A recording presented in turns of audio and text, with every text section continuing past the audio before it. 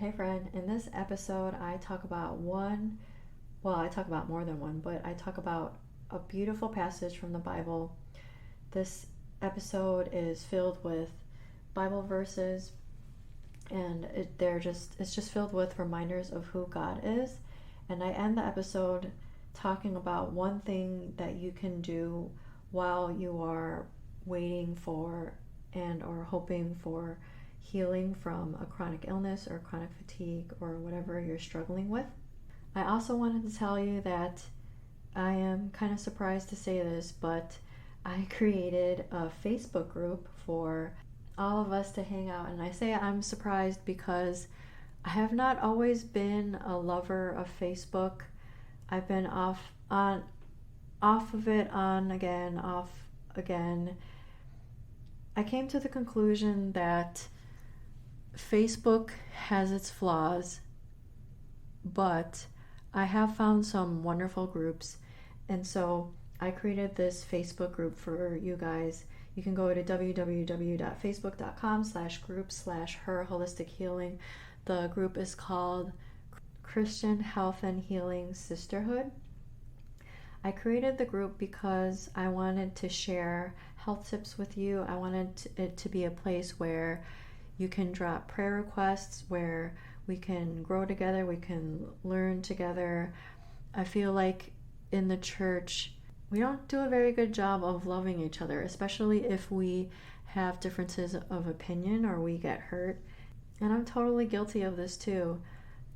I want this community to be a place where we can learn to love God first and love each other well, even if we disagree or if we become upset with each other.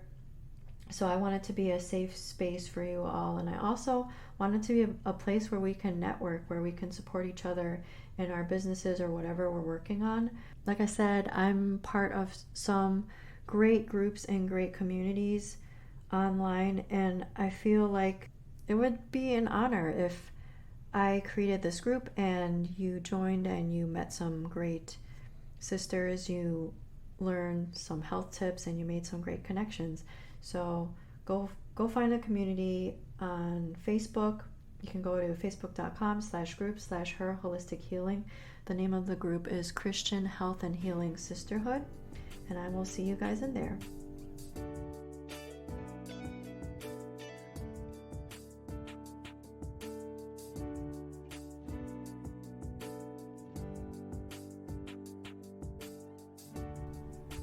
Hey friend, welcome to Her Holistic Healing. Do you want more energy and less anxiety so that you can do all the things? Are you searching for meal ideas, essential oils, and other holistic treatments? Do you wish that you could know which direction to take with your health so that you could finally feel better? Hey, I'm Alexandra. I love Jesus. I'm a wife, mom of 3, and registered nurse with years of experience in clinical research. I also wanted more energy so that I could have more fun and keep up with my growing child. I too was confused about all the different diet and treatment options. I too wanted to wake up every day and feel good, but I felt anxious because I couldn't solve the mystery of my health. Until God showed me that He is the source of true healing. In this podcast, you will learn holistic treatments and Bible truths that will lead you to the peace, joy, and freedom that you have been hoping for. So, what do you say we take a break from the mind-numbing humdrum busyness? Let's rest and let God be our healer and helper.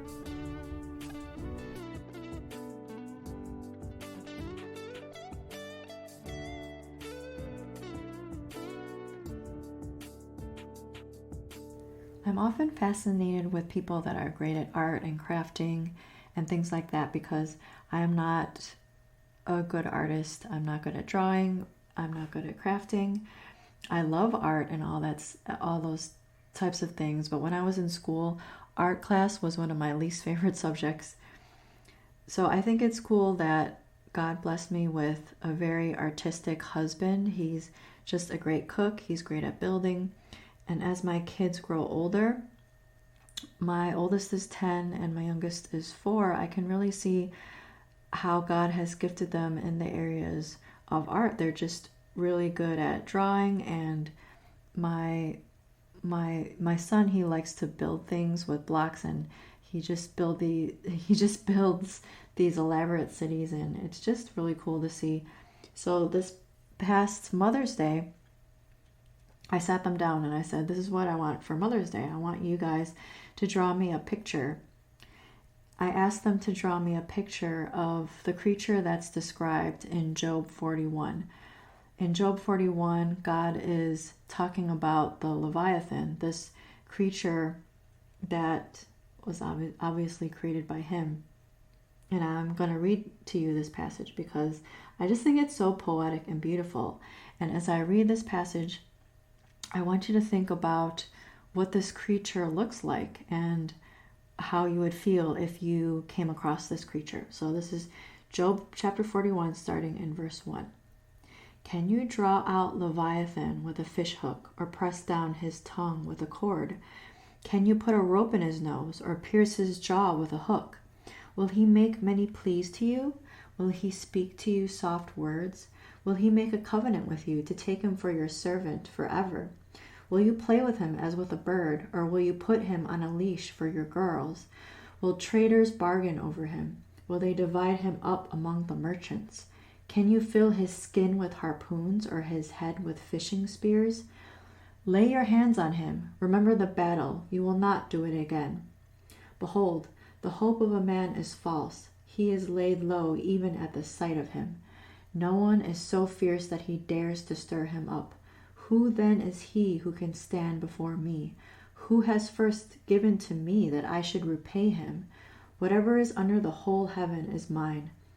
I will not keep silence concerning his limbs, or his mighty strength, or his goodly frame. Who can strip off his outer garment? Who would come near him with a bridle? Who can open the doors of his face? Around his teeth is terror. His back is made up of rows of shields, shut up closely as with a seal. One is so near to another that no air can come between them. They are joined one to another. They clasp each other and cannot be separated. His sneezings flash forth light, and his eyes are like the eyelids of the dawn. Out of his mouth go flaming torches. Sparks of fire leap forth. Out of his nostrils comes forth smoke, as from a boiling pot, and burning rushes.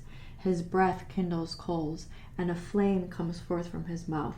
In his neck abides strength, and terror dances before him. The folds of his flesh stick together, firmly cast on him and immovable. His heart is hard as a stone, hard as the lower millstone. When he raises himself up, the mighty are afraid. At the crashing they are beside themselves. Though the sword reaches him, it does not avail, nor the spear, the dart, or the javelin. He counts iron as straw, and bronze as rotten wood. The arrow cannot make him flee. For him, stones are turned to stubble. Clubs are counted as stubble. He laughs at the rattle of javelins. His underparts are like sharp potsherds. He spreads himself like a threshing sledge on the mire. He makes the deep boil like a pot. He makes the sea like a pot of ointment. Behind him he leaves a shining wake. One would think the deep to be white-haired. On earth there is not his like, a creature without fear. He sees everything that is high. He is king over all the sons of pride. One verse that sticks out to me is verse 10. No one is so fierce that he dares to stir him up. Who then is he who can stand before me? Who has first given to me that I should repay him? Whatever is under the whole heaven is mine. Remember that this is God talking. He's talking about how everyone would be afraid of this creature that, of course, God created. Anyone could try to hurt this creature, but he has teeth of terror. He sneezes flash. His sneezings flash forth light. Out of his mouth come flames. This creature is just so ginormous and powerful. When I think about this passage, I just think about how creative God is to create this creature. And then I think about how he created the mountains and the oceans and the beautiful trees, everything that we see in nature that's so beautiful. He created just wonderful people. Some people are just so funny, some are so talented. He created it all. He can do anything. I think sometimes we forget how powerful he is.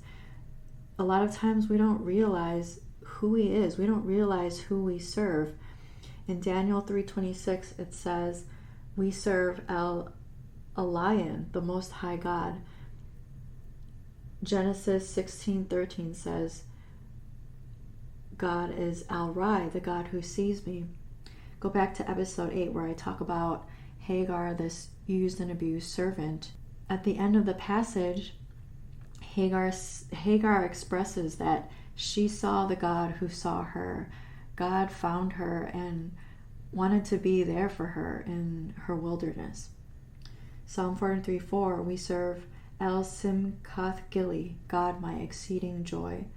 Psalm 24:8, we serve Jehovah Gabor Melchama, the Lord mighty in battle. Genesis 22:14, Jehovah Jireh, we serve the Lord will provide. Psalm 18:2, we can call out to Jehovah Mephalti, the Lord my deliverer. Psalm 23:1, we see Jehovah Roy, the Lord is my shepherd. Exodus 15:26, God is called Jehovah Rapha, the Lord your healer.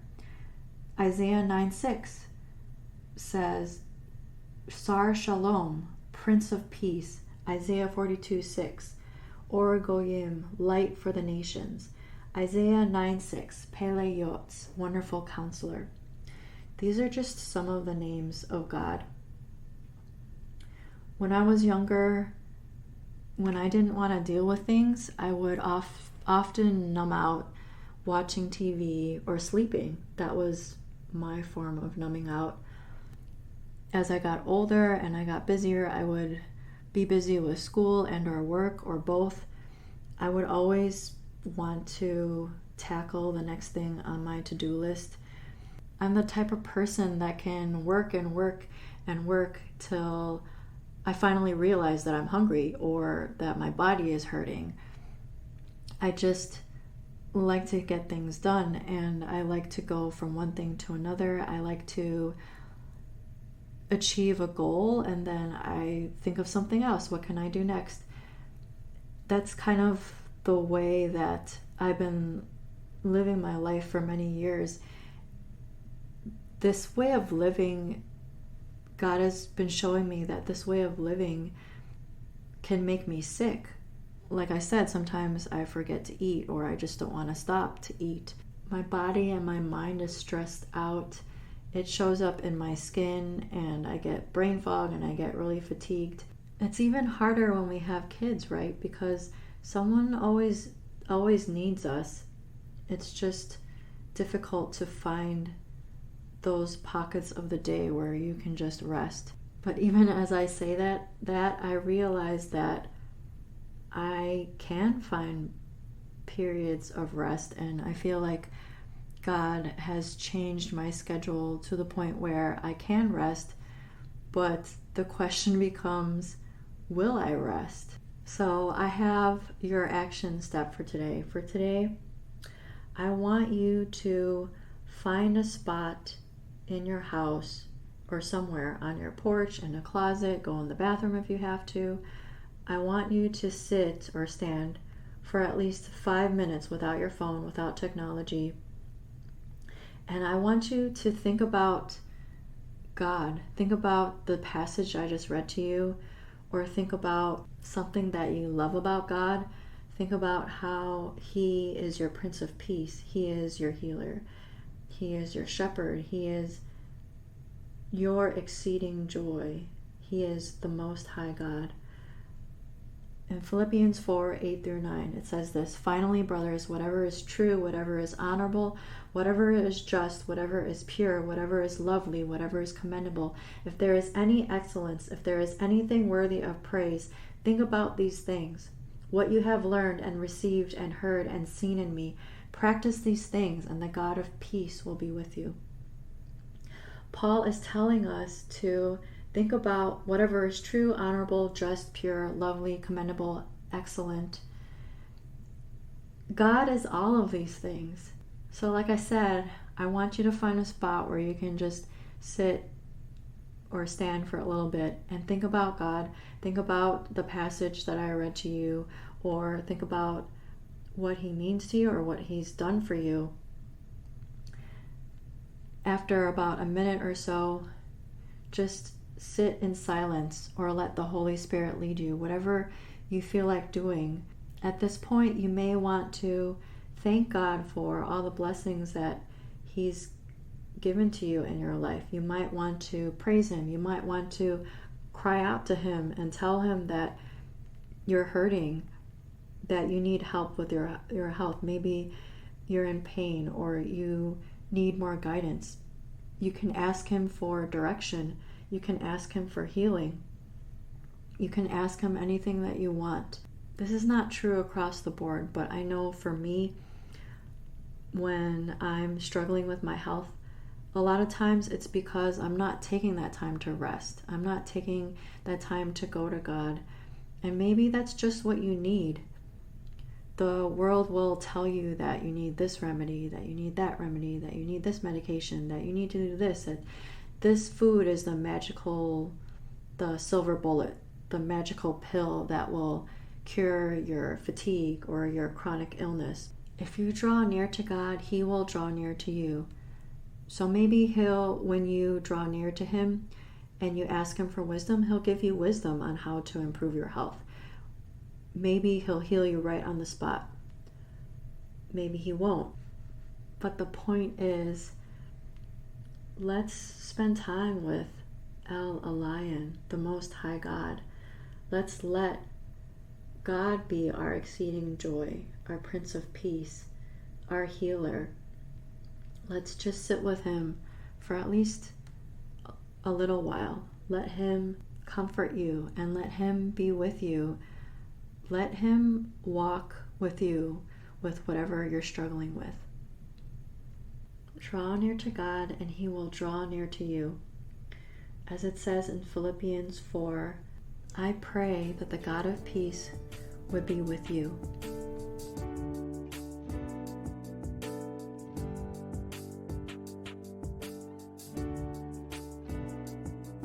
I'm so glad that you took the time to listen today.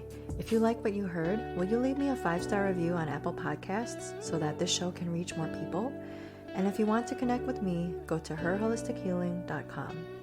Before you go, I want to leave you with one of my favorite passages from Matthew 29. Come to me, all who labor and are heavy laden, and I will give you rest. Take my yoke upon you and learn from me, for I am gentle and lowly in heart, and you will find rest for your souls.